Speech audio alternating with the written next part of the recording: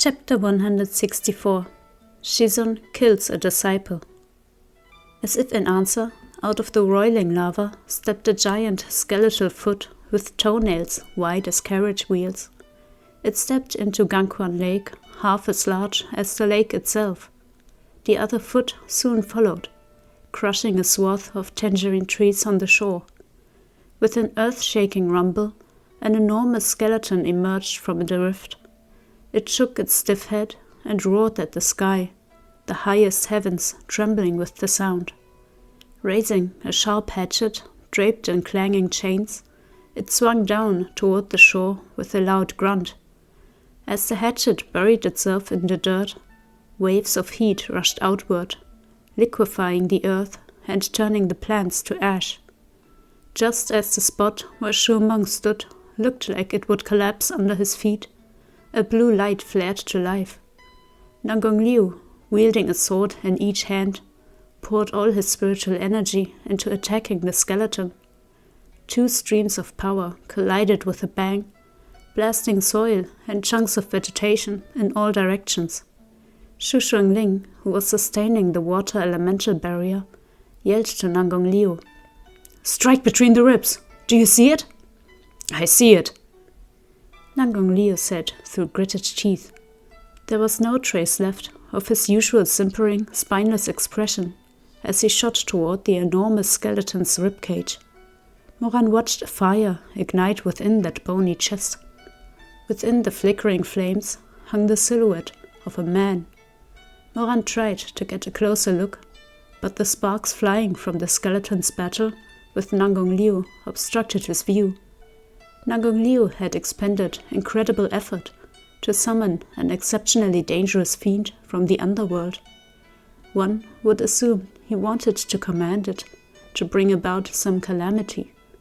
Yet Nangong Liu's behavior seemed to indicate that he'd risked everything just to fight the skeleton with everything he had. It was absolutely bizarre. Shu Meng and the others still stood dazed. Moran couldn't afford to stay lost in thought. Nothing good would come if the battle continued like this. Recalling how Chuaning's hands had formed the seal, Moran mimicked him and cried, "Jiangui, 10,000 coffins!" Scores of crimson willow vines writhed up like serpents. They wound around the chess pieces on the shore and pulled them out of danger. "Well done. You used it well." Chuaning's words of affirmation made Moran's chest blaze with warmth.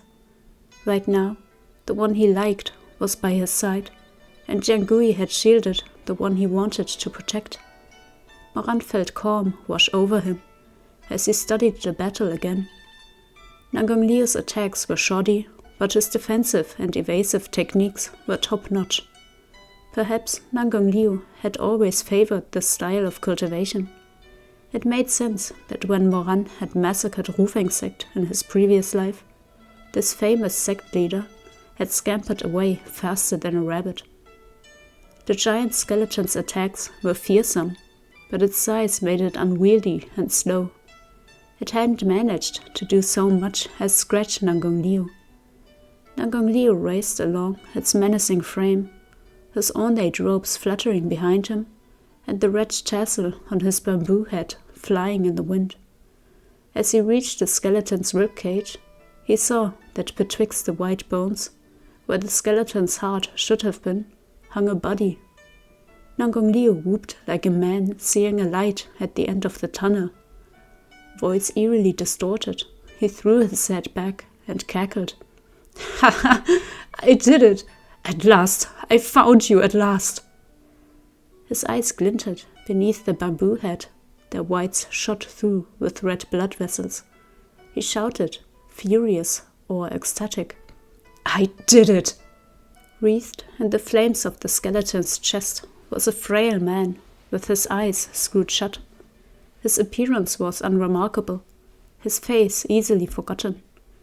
Nangong Liu muttered like a madman. "I found him! I found him! I found him! I found you!" He raised the sword, gleaming with blue light, and ferociously thrust it at the unconscious man. That deathly still man suddenly raised his head and opened his eyes. From below, Shu Shuangling shouted, "Don't look into his eyes! I fucking told you not to look into his eyes!" But Nangong Liu was too close. He couldn't avoid the man's gaze. For a brief moment, he stared into a pair of bestial eyes, wide and round with scarlet pupils, streaming tears of blood, and immediately his body felt like it was being torn apart. Screaming, he lost his footing and plunged to the ground far below. If not for Shu Shuangling creating a barrier to catch him, he would have crushed every bone in his body.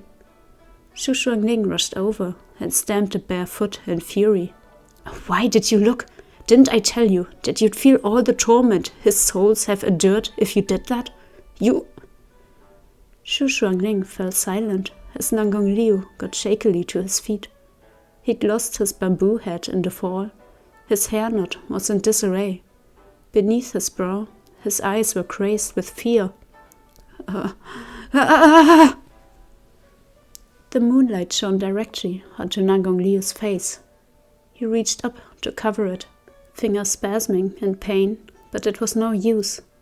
Every bit of skin exposed to the moonlight began to crack and peel, revealing tender red flesh beneath. Rivulets of blood ran down his face. Nangong Liu screamed frantically and tried to use his sleeves to shield his face, but exposed his forearms in his hurry. The skin on his arms, too, began to split, becoming a mess of gory flesh. Moran and Zhuaning gaped as they watched from afar. What was wrong with Nangong Liu?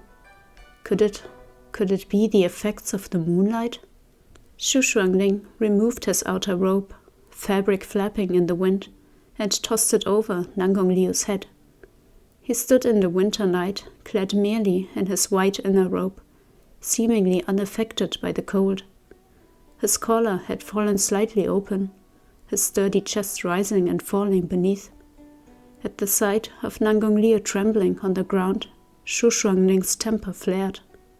He aimed a barefoot kick at Nangong Liu's head, casting off any pretense of respect. "What are you sitting there for? Get up! If you can't kill him even with all of the spiritual energy we've assembled, forget about getting better." Against all expectations, the cowardly, good-for-nothing Nangong Liu started crying as he sat on the frozen ground, dripping snot and tears. "It hurts so much. I'd rather die. I'd seriously rather die than live like this. There's blood all over my face and my hands. I can't stand it anymore. Shuangling, I can't stand it anymore. Take my place." Take your place, take your place. Why is it always about me taking your place?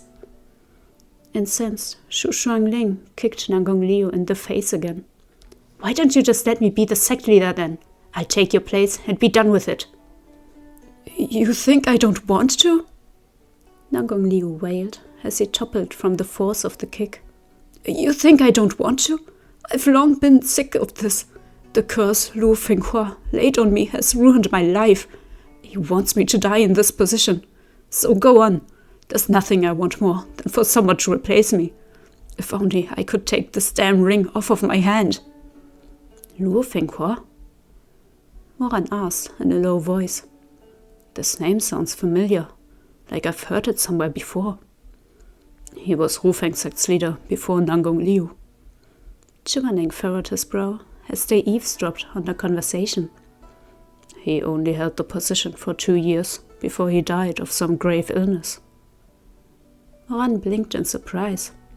Hasn't it always been Nangong Sion's jockeying among themselves to head Rufeng Sect? When was there a sect leader named Luo? Shouldn't they all be Nangongs? Under normal circumstances, yes. However, Lu Fenghua staged a coup to become the Rufeng Sect leader. At this, Moran suddenly remembered seeing the name in a book about the history of Rufeng Sect he'd read long ago, though not much had been written about him.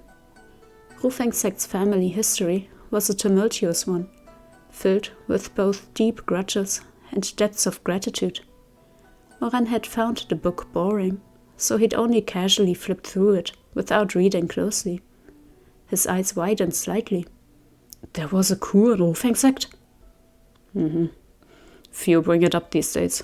It's nothing to be proud of, and it also involves the current sect leader, said Chiwaning. Nangong Liu walked a difficult path to become sect leader. His father suffered a chi deviation and passed when he was little.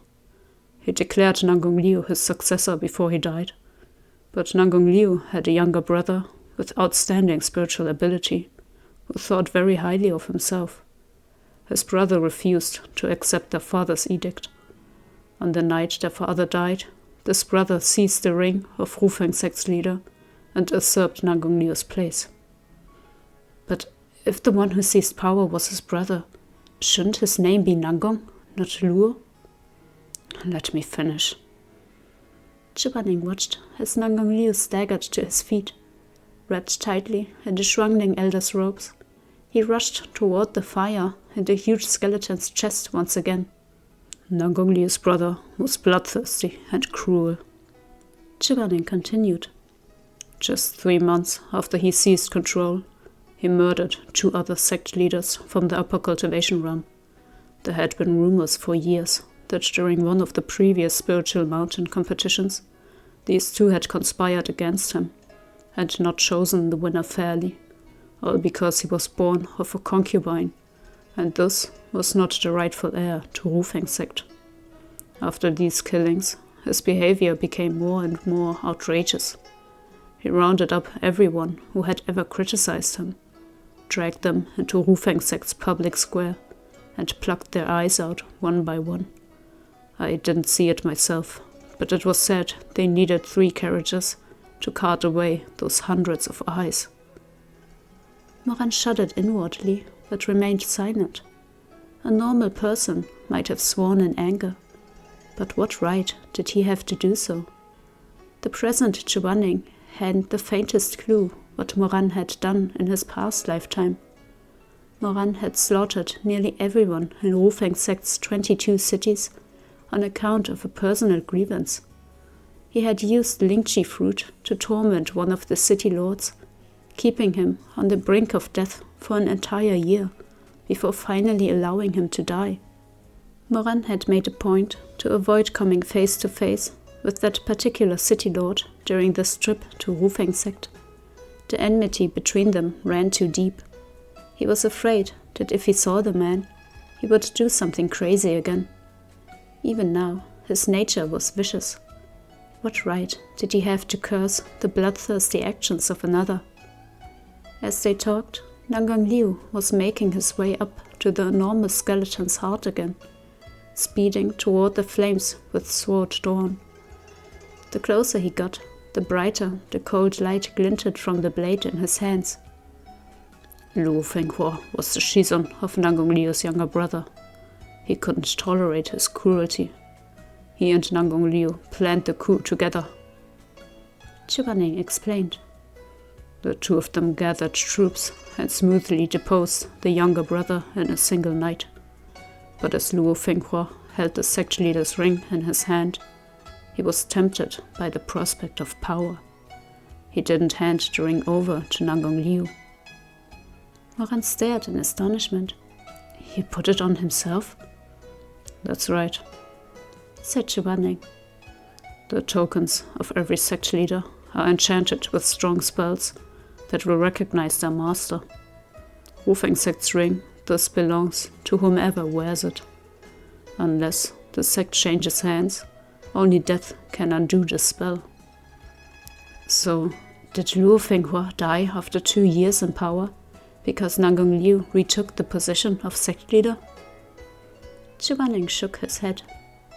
Rufeng Sect's official records state that Luo Fenghua died of an illness, and that Nangong Liu retrieved the sect leader's ring after his death. But who can say for sure whether it's true, seeing as Nangong Liu has gone to all this trouble to summon and fight this monster, yelling about a curse. Whatever happened back then was probably nothing so simple. Moran agreed, but he still had a question. What about the younger brother? what happened to Nangong Liu's brother after he was deposed?" "He died," Chuaning said. "The night of the coup, Lu Fenghua sought to eliminate disloyalty from his sect. He killed his disciple with his own 2 hands. Reportedly, he hacked him into so many pieces that the younger brother was practically mincemeat." Moran sank into a brooding silence. He felt a little weak in the knees. If Chuaning found out what Moran had done in his past life, would his Shizun also choose a cleansing and turn him into mincemeat? As he pondered this, he heard a loud crunch. Nangong Liu had stabbed the man in the skeleton with his sword. The giant skull opened its jaw and let out a mournful howl, its jagged white feet stomping pit after pit into the ground. It uprooted a copse of tangerine trees with one angry swipe of its hand, dislodging golden fruit, which it promptly trampled. As the scent of coppery blood and sweet citrus mingled on the breeze, the enormous skeleton stopped in its tracks and fell abruptly to its knees, sending lava everywhere. Its white bones disintegrated into fine powder, scattering like ash on the wind. Nangong Liu pulled his sword from the man hanging in the skeleton and seized his body. "I found you! I'm free! The curse is lifted!" He screamed ecstatically, then cackled in triumph. Riding his sword, Nangong Liu landed back on the ground just as the crowd of cultivators from Poetry Hall, having finally realized that something was amiss, reached the shores of Gangguan Lake. The instant Guiyuye's sect leader, Jiangxi, saw the surging lava, a look of astonishment overtook his handsome, imperious face. "The infinite hells?" He brushed his sleeves back and raised his hands. A layer of water elemental spirit dust drifted down onto the cultivators crowding behind him. Every sect had its own defense techniques. While most favored barriers, Guiyuye's spirit dust was no less effective against the roiling lava. Jiangxi then turned, clearly irate. "Nangong Liu, what's going on here?" Nangong Liu didn't respond, merely clutching at the man he'd exhumed from the skeleton. The flames that engulfed the man's body had been extinguished. He seemed to lack any energy or awareness, and his eyes remained closed. He lay limp in Nangong Liu's grasp, like any common corpse. Zhu Chengyong spotted Moran and Chuaning and rushed over. "Runner, Yuheng, are you all right?" He called anxiously. "Meng, where's Menger?" Moran hastily reassured him. "Sure, Meng is fine. He's over there." Zhu Chengyong looked where Moran pointed and found Zhou Meng ensnared by a massive vine, with only his pale face visible. Blanching, Zhu Chengyong began to stagger toward Zhou Meng, but Moran pulled him back. "Uncle, he's just unconscious for now. He'll be fine. The vine will keep him safe. You don't need to go to him. Stay here with us." "What's going on?" Zhu Chengyong fretted. "On our way here, we saw vicious ghosts descending to earth, and Nangong Chongmen." He looked back as he spoke and saw Nangong Liu surrounded by infernal lava, clutching that lifeless body. Zhu Chengyong fell immediately silent. He felt that something wasn't right. Why did that body look familiar? He thought he'd seen this man's face before, long ago. It was an ordinary face, one easily lost to the passage of time. Even after racking his brain, Zhu Chengyong couldn't place him. But he felt that something was wrong. Everything about this was wrong somehow. Nangong Liu suddenly lifted his face. His features were drowned in blood, his mouth split in a horrible grin. Nangong Liu bellowed a laugh, a strange light flashing in his eyes. He looked nothing like his usual fawning, simpering self. Among the crowd that had rushed over were Ye Wangxi and Nangong Si. "Father," Nangong Si said hoarsely. Ye Wangxi caught sight of Shu Shuangling standing to the side. "Yifu?" she gasped. Glancing at Ye Wangxi, Xu Shuangling shook his head in a clear message. Stay back. Surrounded by flaming lava, his lapels were slightly askew, and his loose white robes fluttered in the wind. With a lazy smile playing at the corners of his lips, he raised his chin slightly to survey the chaos and hellfire raging before him. The rounded toes of his bare feet twitched, sending up glimmering sparks. Then he lowered his head, as if waiting, the reflection of fire in his eyes like red gold carp swimming out of the shadowy night. A woman in the crowd screamed in fright. Xu Shuangling smirked without looking up. Of course he knew what had happened. He could already hear the sounds of chewing. Behind him, Nangong Liu had grabbed the limp man's shoulders. There, under the cold moonlight, he tore into the man's neck with his teeth and greedily drank his blood. Silence reigned in the wake of that shrill cry. The watchers stood frozen in shock, unable to comprehend what they witnessed. Rufeng's Nangong Liu, leader of the world's foremost cultivation sect, was devouring a corpse so wretchedly, so hideously. How was this possible? Father! Nangong Si was first to break. He made a mad dash toward Nangong Liu. Ye Wangxi, unable to restrain him, followed close behind. Father, what are you doing? Cried Nangong Si. Why are you doing this? Sect leader. Nangong Liu gnawed upon the dead man with relish, as if he hadn't heard a thing. The robe covering his face had long since fallen away, leaving his cracked skin to rip painfully open again and again beneath the moonlight. The more pain he felt, the more madly he chewed, as if it were sweet spring water or a bitter panacea, the salvation for which he had longed. Some of the watching cultivators couldn't bear it anymore. The sounds of retching rose from the crowd. How did this happen? Someone murmured weakly. Mad. He has gone mad. That's so gross. The moonlight cascaded over Nangong Liu's body. A shudder ran through him as he pulled back from the corpse, blood and saliva dripping steadily from the corners of his lips. Then he jerked his head up, opened his gory mouth, and let out 2 tremulous screams of anguish. After eating the corpse's flesh, Nangong Liu's face hadn't healed at all. His skin was still splitting under the moonlight, one shred after another. His features were awash in red. Only his eyes remained white. He flung the corpse to the ground and stomped on it. Then he turned and grabbed Xu Shuangling by the collar, roaring like a beast. What's wrong? Why didn't it work? It didn't work! His hands shook uncontrollably, veins protruding across their backs. His eyes were thoroughly bloodshot, leaking fat tears of agony. It hurts so much. I'd rather be dead. I'd rather be dead! He howled desperately. Then, as if in realization, he let go of Xu Shuangling. He lowered his head and fumbled at the corpse, reaching for its heart.